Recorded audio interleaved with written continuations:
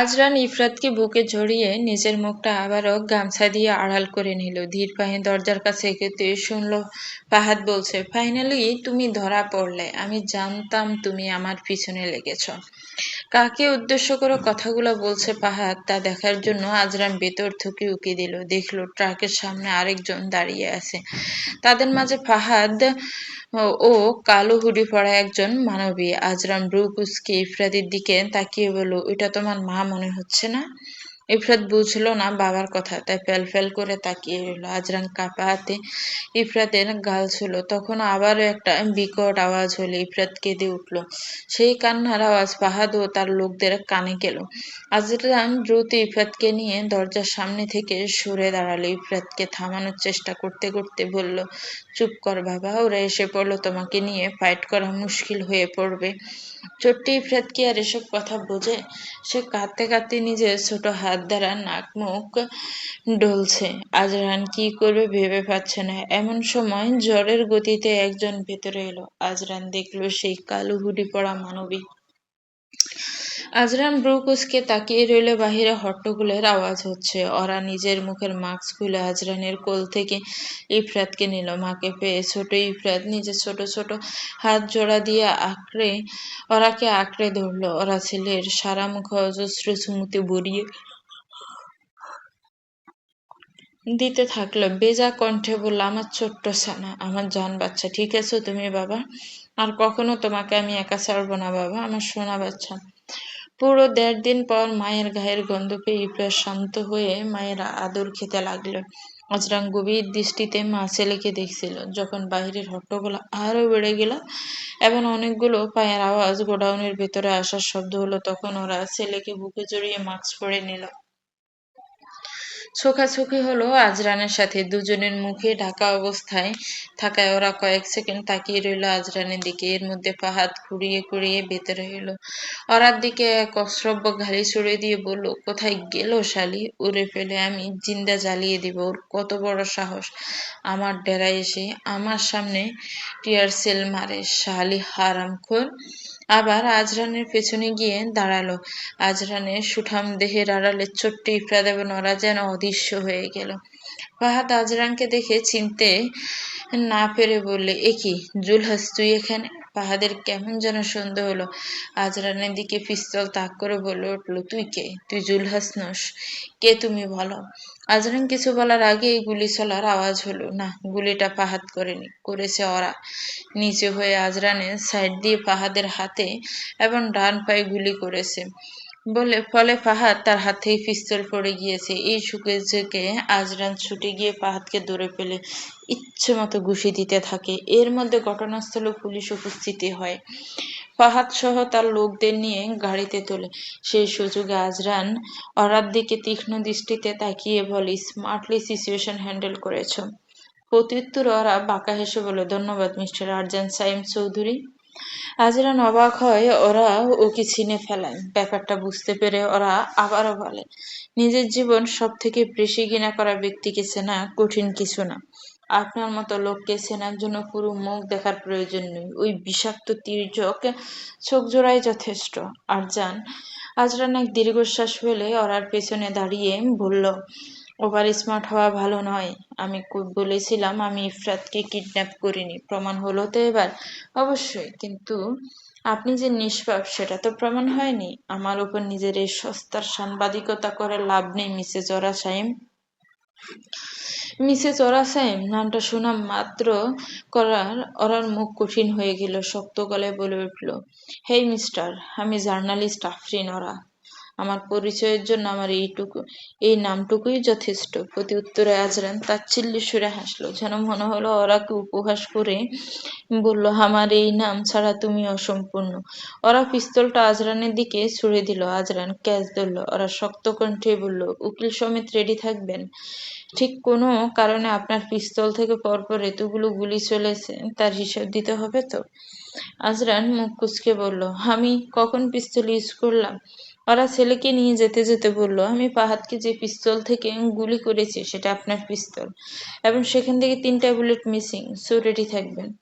আজরান চোখ বড় বড় করে ওরা যাওয়ার দিকে তাকিয়ে রইল। হয়তো চিনতে অসুবিধা হচ্ছিল ওরাকে, কেননা আজ থেকে 2 বছর আগে ওরা ছিল নরম, সফট হার্ট। সেই ওরা আজ আজরানকে এভাবে ফাঁসিয়ে গেল, ভাবতে কষ্ট হচ্ছে। বিকেল 4:30 নাগাদ ইকরাম ফরিদ জামা শেষে বাড়ির গেটের সামনে আসতে ইফরাদের আওয়াজ পেলেন। ইকরাম ফরিদ দ্রুত গেট খুলে ভেতরে এলেন। দেখলেন বসার ঘরে সোফার উপর ইফরাত খেলছে।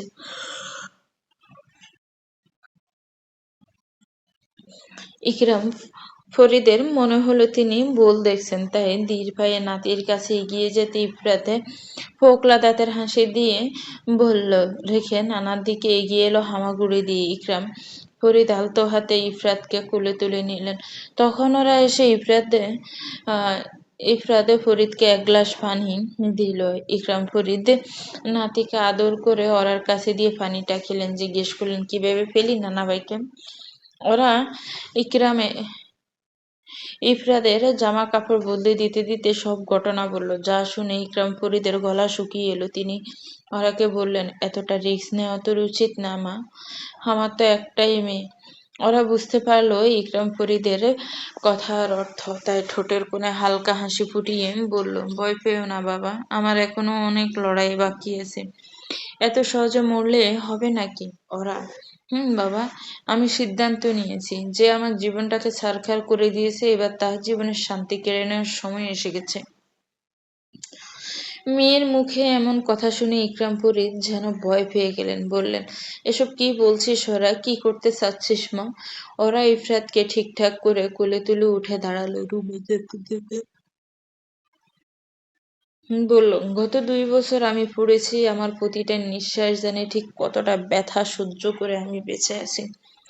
সেখানে আমার জীবনটা যার জন্য এমন দুর্বিষহ হয়ে গেল, সে ঠিক শান্তিতে ঘুরছে, এটা তো আমি মেনে নিতে পারবো না বাবা। কথাগুলো বলা শেষে ওরা নিজের রুমে চলে গেল। ইকরাম ফরিদ ভীত হলেন। আজরান তো সাধারণ মানুষ নয়। যদি ওরা আজরানের কোনো ক্ষতি করার চেষ্টা করে, তবে আজরানের 2 মিনিট লাগবে না ওরা নিঃশ্বাস থামিয়ে দিতে। কথাগুলো বলে ইকরাম ফরিদ দপ করে সোফায় বসে পড়লেন। কে জানে আবার কোন ঝড় উঠতে চলেছে। ইফরাত ওরার ওড়না শক্ত করে ধরে ঘুমিয়ে আছে। ওরা এক নজরে তাকিয়ে আছে ছোট্ট ইফরাতের দিকে। ইফরাত যখন হয়েছিল তখন ওরার কাছে পর্যাপ্ত টাকা ছিল না, ফলে টানা 15 ঘন্টা লেবার পেন সহ্য করে হসপিটালে এক কোণে জন্ম হয়েছে ইফরাতের। সেই ভয়ঙ্কর দিনটা আজও মনে আছে ওরার। সকালে ঘুম থেকে ওঠার পর থেকেই পেটটা হালকা ব্যথা করেছিল সেদিন, অথচ ডেলিভারি ডেট ছিল আরো 22 দিন পরে। ওরা ভেবেছিল স্বাভাবিকভাবে কিছুক্ষণ পরে ব্যথাটা হয়তো কমে যাবে। তখন ইকরাম ফরিদ খুব সামান্য একটা কাজ করতেন। যাই হতো তা দিয়ে কোনো রকম খেয়ে পড়ে বেঁচে থাকা যেন যেত। চিকিৎসা করা বা ওষুধ কেনা ছিল স্বপ্নের মতো। একসময় ইকরাম ফরিদ অনেক বড় কর্মকর্তা ছিলেন। রিটায়ার্ড করার পরও বেশ টাকা পয়সা ছিল তার। সেই সবই খরচ হয়ে যায় নুরি বেগমের চিকিৎসায়। এরপর থেকে তাদের আর্থিক অবস্থা এতটা খারাপ হয়ে পড়ে। ইকরাম ফরিদ এক ছোট হোটেলে ওয়েটারের কাজ নেন। সেখান থেকে যা ইনকাম হতো তাই দিয়ে বাবা মেয়ে চলে যাচ্ছিল। প্রতিদিন সকাল 9টায় ইকরাম ফরিদ কাজে চলে যেতেন, ফিরতেন সন্ধ্যায়। প্রতিদিনের মতো সেদিনে ইকরাম ফরিদ কাজে যান। ওরা বেশ অনেকক্ষণ বসে থাকে বিছানার উপর। এরপর যখন বিছানা থেকে নামে ও বুঝতে পারে পানি ভেঙে গেছে, ওরা আতঙ্কিত হয়ে পড়ে। বিছানায় তাকালে খেয়াল করে সম্পূর্ণ বিছানা রক্তে লাল হয়ে আছে। ওরা কান্না করে ফেলে ভয়ে।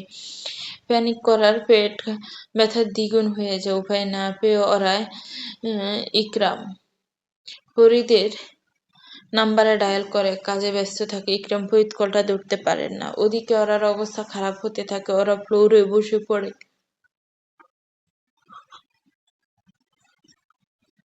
পেট চেপে কান্না করতে করতে ডায়াল করে আজরানের নাম্বারে পরপর 3 বার কল করার পর কল রিসিভ করে হৃদি। ওরা কান্না মিশ্রিত কণ্ঠে বলে, আজরান কোথায়? স্যার মিটিংয়ে। আপনি কে? আমি। ওরা থামে। স্ত্রী পরিচয় দেওয়ার অধিকার তার নেই, তাই ওরা বলে, আজরানকে ফোনটা দিন, খুব দরকার আমার। কি দরকার আমাকে বলুন স্যার, খুবই গুরুত্বপূর্ণ মিটিংয়ে আছে, এখন কিছুতেই ফোন দেওয়া যাবে না। ওরা ব্যথায় অস্থির হয়ে যায়, তাই বাধ্য হয়ে বলে, আমি আজরানের ওয়াইফ বলছি, প্লিজ ওকে ফোনটা দিন। এই কথা বলার পর ফোনের ওপাশ থেকে কোনো আওয়াজ আসে না অনেকক্ষণ। ওরা ভাবে হয়তো কল কেটে গেছে, তাই আবার ডায়াল করতে নিলে দীর্ঘ 7 মাস পর শুনতে পায় আজরানের গম্ভীর কণ্ঠস্বর, হ্যালো। ওরা এক ছোট্ট আশার আলো দেখতে পায়, বলে, আজরানা আমি। ওরা কথা শোনার বিন্দুমাত্র আগ্রহ না দেখিয়ে আজরান বলে, আমি ব্যস্ত আছি, আমাকে ডিস্টার্ব না করলেই খুশি হব। আর হ্যাঁ, যে সম্পর্ক আমি নিজে ত্যাগ করেছি তার নাম করে আমার সাথে যোগাযোগ না করলে খুশি হব। ওরার কান্না যেন গলায় দলা পাকিয়ে আসে। এর মধ্যে আজরান কল কেটে দেয়। ওরা হাউমাউ করে কেঁদে ওঠে, ব্যথায় শ্বাস নেওয়া মুশকিল হয়ে পড়েছে। এবার ওরা ভয় পেতে শুরু করে, যদি বাবু অ্যাক্সিডেন্ট অক্সিজেন না পায় তখন। ওরা নিজেকে সামলানোর চেষ্টা করে, দেওয়াল ধরে উঠে দাঁড়ায়, মুখে ওড়না গুজে বাসা থেকে বের হয়। পাশের বাসার ভাড়াটিয়া ওরা কেমন অবস্থায় দেখে ছুটে আসে। ওরা তাকে হাত জোর করে বলে, আমাকে একটু হসপিটালে নিয়ে যাবেন প্লিজ। ভাড়াটিয়া মহিলার মায়া হলো। তিনি তার স্বামীকে ডেকে ওরাকে একটা সিএনজি করে হসপিটালে নিয়ে যায়। ইমার্জেন্সি ডক্টর জানেন দ্রুত সিজার করার কথা, কেননা ওর শ্বাসকষ্ট হচ্ছিল, যে সময়ে বাচ্চার জন্য ঝুঁকিপূর্ণ। অপারেশন করার জন্য টাকা জমা করতে বলা হয়। টাকার কথা শুনে ভাড়াটিয়া মহিলা তার স্বামী চলে যান। ওরা এক অসহায়ের মতো হসপিটালের এক কোণায় পড়ে থাকে, ব্যথায় কাতরাতে কাতরাতে পেরিয়ে যায় একটা সম্পূর্ণ দিন। একসময় ওরার মনে হয় ও আর বাঁচবে না, নিষ্ঠুর পৃথিবীর থেকে বিদায় নেওয়ার সময় হয়ে গেছে। আফসোস শুধু নিজের বাচ্চাটার জন্য, ওকে হয়তো পৃথিবীতে আলো দেখানো যাবে না। ওরা যখন হাল ছেড়ে দেয়, ধীরে ধীরে চোখ বন্ধ হয়ে আসে, তখন এক বৃদ্ধ আয়া ওর কাছে আসে। তার ভীষণ মায়া হয় ওরাকে দেখে। তিনি ওরার প্রসবের ব্যবস্থা করেন। তার হাতে জন্ম হয় ইফরাদের। সেই ভয়ঙ্কর দিনটার কথা মনে করে ওরার পুরো শরীর রাগে কেঁপে ওঠে। চোখ এত পরিমাণ লাল হয়ে যায় যেন এখনই রক্ত বের হবে। কাঁদতে কাঁদতে ওরা চোখের পানি হয়তো শুকিয়ে গেছে।